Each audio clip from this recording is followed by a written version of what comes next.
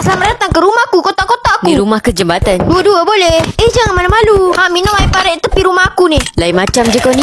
Tak adalah. Sebenarnya gaji aku dah masuk. Nah. Kasih aku 1,000 boleh tak? Boleh, tapi makan kek ni dulu. Oh, easy je tu. Apa tu? Tak ada apa. Okey. Kek tapak kuda. Meletup anjing. Kau kena prem. Kau ni memang bang. Weh, kau boleh tolong aku tak? Aku rasa pengacau phone Nokia aku rosak lah.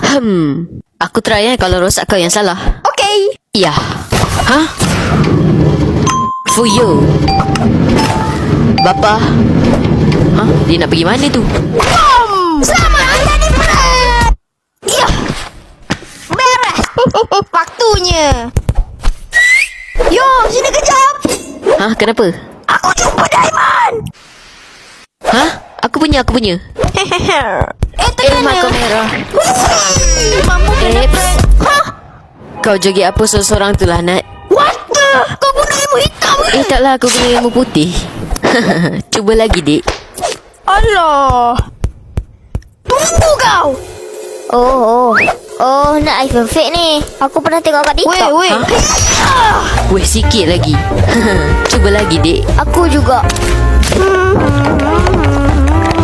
Weh, sini kejap. Okey. Tolong ambil telur tu. Siap. Weh.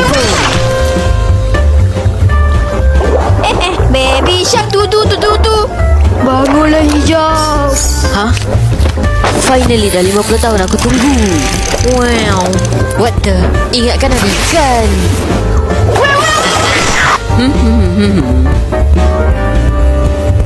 Oh mak kau. Nak ni?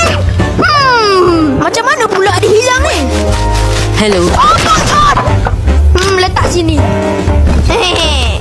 Yo, Assalamualaikum. Waalaikumsalam. Sikit lagi. Weh. Sorry ngelag. Tak guna tolong lah. Mi. Dah tidur ke? Wow. Allah.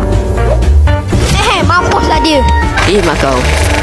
Happily lonely. Bising je.